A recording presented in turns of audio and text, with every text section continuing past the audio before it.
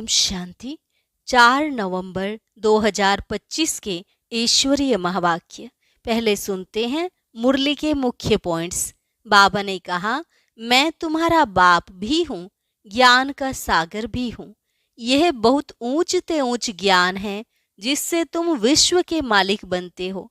तुम्हें पहले स्वयं में ज्ञान की धारणा कर फिर औरों को सुनाना है। किताब पढ़कर नहीं सुनानी। यह हैं वंडरफुल बातें जिन्हें समझने और समझाने में बड़ी विशाल बुद्धि चाहिए।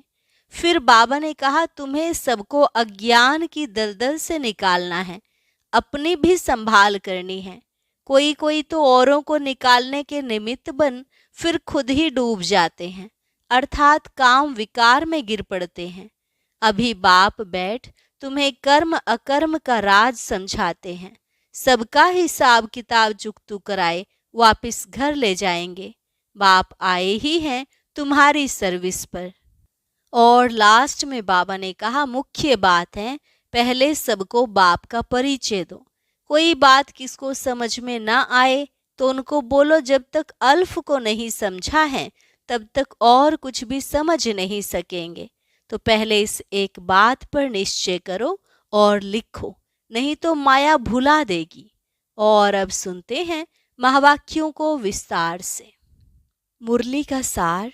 मीठे बच्चे, अभी तुम सत्य बाप द्वारा सत्य देवता बन रहे हो, इसलिए सतयुग में सत्संग करने की जरूरत नहीं। प्रश्न, सतयुग में देवताओं से कोई भी विकर्म नहीं हो सकता है, क्यों? उत्तर, क्योंकि उन्हें सत्य बाप का वरदान मिला हुआ है। विकर्म तब होता है जब रावण का श्राप मिलने लगता है। सतयुग त्रेता में है ही सदगति। उस समय दुर्गति का नाम नहीं, विकार ही नहीं जो विकर्म हो। द्वापर कलयुग में सबकी दुर्गति हो जाती, इसलिए विकर्म होते रहते हैं। यह भी समझने की बातें हैं। ओम शांति।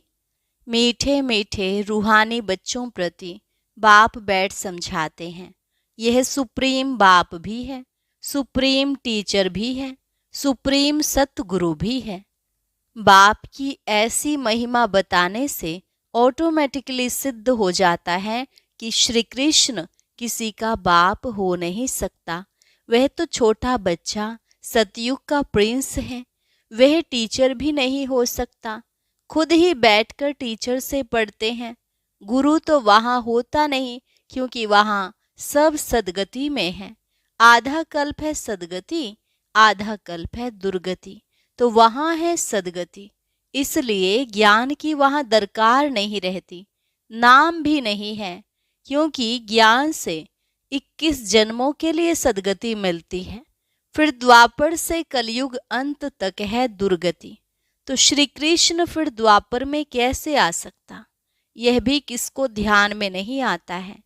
एक एक बात में बहुत ही गुह्य राज भरा हुआ है जो समझाना बहुत जरूरी है। वह सुप्रीम बाप सुप्रीम टीचर है। अंग्रेजी में सुप्रीम ही कहा जाता है। अंग्रेजी अक्षर कुछ अच्छे होते हैं, जैसे ड्रामा अक्षर है। ड्रामा को नाटक नहीं कहेंगे, नाटक में तो अदली बदली होती है। यह सृष्टि का चक्र फिरता है ऐसा कहते भी हैं, परंतु कैसे फिरता है, हूबहू फिरता है या चेंज होती है, यह किसको भी पता नहीं है। कहते भी हैं बनी बनाई बन रही। जरूर कोई खेल है जो फिर से चक्र खाता रहता है। इस चक्र में मनुष्यों को ही चक्र लगाना पड़ता है। अच्छा, इस चक्र की आयु क्या है, कैसे रिपीट होता है, इसको फिरने में कितना समय लगता है, यह कोई नहीं जानते। इस्लामी बौद्धि आदि यह सब हैं घराने जिनका ड्रामा में पार्ट है। तुम ब्राह्मणों की डायनेस्टी नहीं है, यह है ब्राह्मण कुल। सर्वोत्तम ब्राह्मण कुल कहा जाता है। देवी देवताओं का भी कुल है। यह तो समझाना बहुत सहज है। सूक्ष्म वतन में फरिश्ते रहते हैं, वहाँ हड्डी मांस होता नहीं। देवताओं को तो हड्डी मांस है ना। ब्रह्मा सो विष्णु, विष्णु सो ब्रह्मा। विष्णु की नाभि कमल से ब्रह्मा क्यों दिखाया है? सूक्ष्म वतन में तो यह बातें होती नहीं, ना जवाहरात आदि हो सकते। इसलिए ब्रह्मा को सफेद पोषधारी ब्राह्मण दिखाया है। ब्रह्मा साधारण मनुष्य बहुत जन्मों के अंत में गरीब हुआ ना।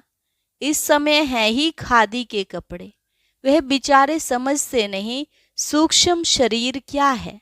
तुमको बाप समझाते हैं, वहां है ही फरिश्ते जिनको हड्डी मांस होता नहीं। सूक्ष्म वतन में तो यह श्रृंगार आदि होना नहीं चाहिए, परंतु चित्रों में दिखाया है तो बाबा उसका ही साक्षात्कार कराए, फिर अर्थ समझाते हैं। भक्ति में अनेक प्रकार के चित्र बनाए हैं। जिनका विश्वास बैठ गया है उनको ऐसा कुछ बोलो तो बिगड़ पड़ते हैं, निकालना ही मुश्किल हो जाता है। कोई कोई तो औरों को निकालने निमित्त बन खुद ही डूब जाते हैं, खुद गले तक दुबन में फंसते अर्थात काम विकार में गिर पड़ते हैं। यह है सबसे बड़ी दुबन, दलदल। सतयुग में यह बातें होती नहीं। अभी तुम सत्य बाप द्वारा सत्य देवता बन रहे हो, फिर वहां सत्संग होते नहीं। सत्संग यहाँ भक्ति मार्ग में करते रहते हैं। समझते हैं सब ईश्वर के रूप हैं, कुछ भी नहीं समझते। बाप बैठ समझाते हैं, कलयुग में है सब पाप आत्माएं, सतयुग में होते हैं पुण्य आत्माएं। रात दिन का फर्क है। तुम अभी संगम पर हो, कलयुग और सतयुग दोनों को जानते हो। मूल बात है इस पार से उस पार जाने की। क्षीर सागर और विषय सागर का गायन भी है, परंतु अर्थ कुछ नहीं समझते। अभी बाप बैठ कर्म अकर्म का राज समझाते हैं। कर्म तो मनुष्य करते ही हैं, फिर कोई कर्म अकर्म होते हैं, कोई विकर्म होते हैं। रावण राज्य में सब कर्म विकर्म हो जाते हैं। सतयुग में विकर्म होता नहीं, क्योंकि वहां है राम राज्य। बाप से वरदान पाए हुए हैं। रावण देते हैं श्राप। यह सुख और दुख का खेल है ना। दुख में सब बाप को याद करते हैं, सुख में कोई याद नहीं करते। वहां विकार होते नहीं। बच्चों को समझाया है, सैपलिंग लगाते हैं। यह सैपलिंग लगाने की रस्म भी अभी पड़ी है। बाप ने सैपलिंग लगाना शुरू किया है। आगे जब ब्रिटिश गवर्नमेंट थी तो कभी अखबार में नहीं पढ़ता था कि झाड़ों का सैपलिंग लगाते हैं। अब बाप बैठ देवी देवता धर्म की सैपलिंग लगाते हैं और कोई सैपलिंग नहीं लगाते। बहुत धर्म है, देवी देवता धर्म प्राय लोप है। धर्म भ्रष्ट कर्म भ्रष्ट होने के कारण नाम ही उल्टा सुल्टा रख दिया है। जो देवता धर्म के हैं उन्हों को फिर उसी देवी देवता धर्म में आना है। हर एक को अपने धर्म में ही जाना है। क्रिश्चियन धर्म का निकलकर फिर देवी देवता धर्म में आ नहीं सकेंगे, मुक्ति तो हो न सके। हाँ, कोई देवी देवता धर्म का कन्वर्ट होकर क्रिश्चियन धर्म में चला गया होगा तो वह फिर लौटकर अपने देवी देवता धर्म में आ जाएगा। उनको यह ज्ञान और योग बहुत अच्छा लगेगा। इससे सिद्ध होता है कि यह अपने धर्म का है। इसमें बड़ी विशाल बुद्धि चाहिए, समझने और समझाने की। धारणा करनी है, किताब पढ़कर नहीं सुनानी है। जैसे कोई गीता सुनाते हैं, मनुष्य बैठकर सुनते हैं। कोई तो गीता के श्लोक एकदम कंठ कर लेते हैं, बाकी तो इनका अर्थ हर एक अपना अपना बैठ निकालते हैं। श्लोक सारे संस्कृत में हैं। यहाँ तो गायन है कि सागर को शाही बना दो, सारा जंगल कलम बना दो, तो भी ज्ञान का अंत नहीं होता। गीता तो बहुत छोटी है, 18 अध्याय हैं। इतनी छोटी गीता बनाकर गले में पहनते हैं। बहुत पतले अक्षर होते हैं, गले में पहनने की भी आदत होती है। कितना छोटा लॉकेट बनता है। वास्तव में है तो सेकंड की बात। बाप का बना जैसे कि विश्व का मालिक बना। बाबा, हम आपका एक दिन का बच्चा हूँ, ऐसे भी लिखना शुरू करेंगे। एक दिन में निश्चय हुआ और फट से पत्र लिखेंगे। बच्चा बना तो विश्व का मालिक हुआ। यह भी कोई की बुद्धि में मुश्किल बैठता है।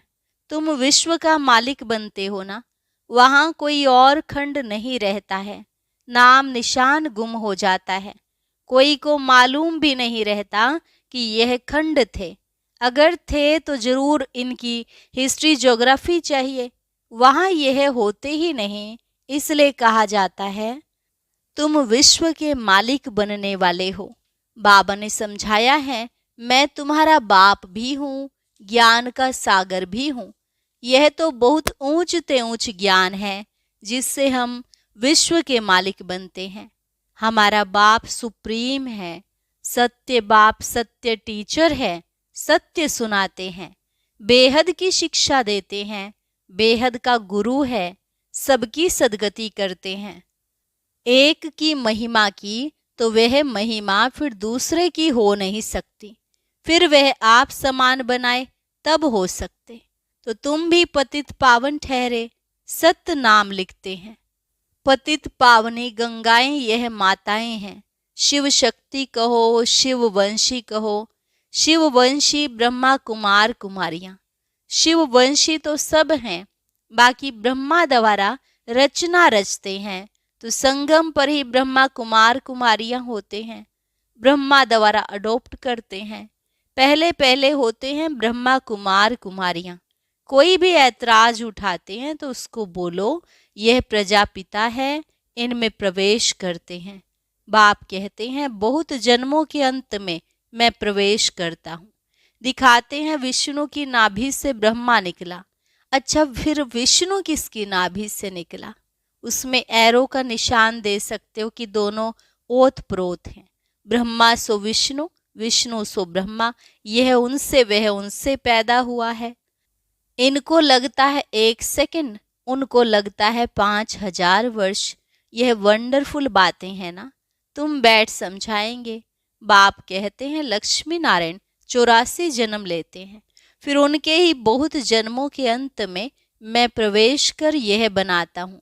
समझने की बात है ना, बैठो तो समझाएं कि इनको ब्रह्मा क्यों कहते हैं। सारी दुनिया को दिखाने के लिए यह चित्र बनाए हैं। हम समझा सकते हैं, समझने वाले ही समझेंगे, नहीं समझने वाले के लिए कहेंगे यह हमारे कुल का नहीं है। बेचारा भल वहाँ आएगा, परंतु प्रजा में। हमारे लिए तो सब बेचारे हैं ना, गरीब को बेचारा कहा जाता है। कितनी पॉइंट्स बच्चों को धारण करनी है, भाषण करना होता है टॉपिक्स पर। यह टॉपिक कोई कम है क्या? प्रजापिता ब्रह्मा और सरस्वती 4 भुजाएं दिखाते हैं, तो 2 भुजा बेटी की हो जाती हैं। युगल तो है नहीं, युगल तो वास्तव में बस विष्णु ही है। ब्रह्मा की बेटी है सरस्वती। शंकर को भी युगल नहीं है, इस कारण शिव शंकर कह देते हैं। अब शंकर क्या करते हैं? विनाश तो ऑटोमेटिक बॉम्ब से होता है। बाप कैसे बैठ बच्चों का मौत कराएंगे? यह तो पाप हो जाए। बाप तो और ही सबको शांति धाम वापिस ले जाते हैं बिगर मेहनत। हिसाब किताब चुकतू कर सब घर जाते हैं, क्योंकि कयामत का समय है। बाप आते ही हैं सर्विस पर, सबको सदगति दे देते। तुम भी पहले गति में फिर सदगति में आएंगे। यह बातें समझने की हैं। इन बातों को जरा भी कोई नहीं जानते हैं। तुम देखते हो कोई तो बहुत माथा खपाते, बिल्कुल समझते नहीं। जो कुछ अच्छा समझने वाले होंगे वह आकर समझेंगे। बोलो एक एक बात पर समझना है तो टाइम दो। यहाँ तो सिर्फ हुक्म है, सबको बाप का परिचय दो। ये है ही कांटों का जंगल, क्योंकि एक दो को दुख देते रहते हैं। इसको दुख धाम कहा जाता है। सतयुग है सुख धाम। दुख धाम से सुख धाम कैसे बनता है, यह तुमको समझाएं। लक्ष्मी नारायण सुख धाम में थे, फिर यह 84 जन्म ले दुख धाम में आते हैं। यह ब्रह्मा का नाम भी कैसे रखा? बाप कहते हैं मैं इसमें प्रवेश कर बेहद का सन्यास कराता हूँ। फट से सन्यास करा देते हैं, क्योंकि बाप को सर्विस करानी है, वही कराते हैं। इनके पिछाड़ी बहुत निकले, जिसका नाम बैठ रखा। वह लोग फिर बिल्ली के पुंगरे बैठ दिखाते हैं। यह सब है दंत कथाएं। बिल्ली के पुंगरे हो कैसे सकते? बिल्ली थोड़े ही बैठ ज्ञान सुनेगी। बाबा युक्तियां बहुत बतलाते रहते हैं। कोई बात किसको समझ में ना आए तो उनको बोलो, जब तक अल्फ को नहीं समझा है तो और कुछ समझ नहीं सकेंगे। एक बात निश्चय करो और लिखो, नहीं तो भूल जाएंगे, माया भुला देगी। मुख्य बात है बाप के परिचय की। हमारा बाप सुप्रीम टीचर है, जो सारे विश्व के आदि मध्य अंत का राज समझाते हैं, जिसका कोई को पता नहीं है। इसे समझाने में टाइम चाहिए। जब तक बाप को नहीं समझा है तब तक प्रश्न उठते ही जाएंगे। अल्फ नहीं समझा है तो बे को कुछ नहीं समझेंगे। मुफ्त संशय उठाते रहेंगे। ऐसे क्यों? शास्त्रों में तो ऐसे कहते हैं। इसलिए पहले सबको बाप का परिचय दो। अच्छा, मीठे मीठे सिकिलधे बच्चों प्रति मात पिता बाप दादा का याद प्यार और गुड मॉर्निंग। रूहानी बाप की रूहानी बच्चों को नमस्ते। रूहानी बच्चों की रूहानी बाप दादा को नमस्ते नमस्ते, गुड मॉर्निंग। शुक्रिया बाबा, शुक्रिया। धारणा के लिए मुख्य सार। कर्म अकर्म और विकर्म की गुह्य गति को बुद्धि में रख अब कोई विकर्म नहीं करने हैं। ज्ञान और योग की धारणा करके दूसरों को सुनाना है। सत्य बाप की सत्य नॉलेज देकर मनुष्यों को देवता बनाने की सेवा करनी है। विकारों के दलदल से सबको निकालना है। वरदान। अलौकिक नशे की अनुभूति द्वारा निश्चय का प्रमाण देने वाले सदा विजयी भव। अलौकिक नशे की अनुभूति द्वारा निश्चय का प्रमाण देने वाले सदा विजयी भव। अलौकिक रूहानी नशा निश्चय का दर्पण है। निश्चय का प्रमाण है नशा और नशे का प्रमाण है खुशी। जो सदा खुशी और नशे में रहते हैं उनके सामने माया की कोई भी चाल चल नहीं सकती। बेफिक्र बादशाह की बादशाही के अंदर माया आ नहीं सकती। अलौकिक नशा सहज ही पुराने संसार व पुराने संस्कार भुला देता है। इसलिए सदा आत्मिक स्वरूप के नशे में, अलौकिक जीवन के नशे में, फरिश्तेपन के नशे में या भविष्य के नशे में रहो तो विजयी बन जाएंगे। स्लोगन। मधुरता का गुण ही ब्राह्मण जीवन की महानता है, इसलिए मधुर बनो और मधुर बनाओ। मधुरता का गुण ही ब्राह्मण जीवन की महानता है, इसलिए मधुर बनो और मधुर बनाओ। अव्यक्त इशारे। अशरीरी व विदेही स्थिति का अभ्यास बढ़ाओ। जैसे विदेही बाप दादा को देह का आधार लेना पड़ता है बच्चों को विदेही बनाने के लिए, ऐसे आप सभी जीवन में रहते, देह में रहते, विदेही आत्मा स्थिति में स्थित हो इस देह द्वारा करावनहार बन करके कर्म कराओ। यह देह करनहार है, आप देही करावनहार हो। इसी स्थिति को विदेही स्थिति कहते हैं। इसी को ही फॉलो फादर कहा जाता है। बाप को फॉलो करने की स्थिति है सदा अशरीरी भव, विदेही भव, निराकारी भव। अच्छा, और अभी सुनते हैं आज का अव्यक्त ज्ञान मोती।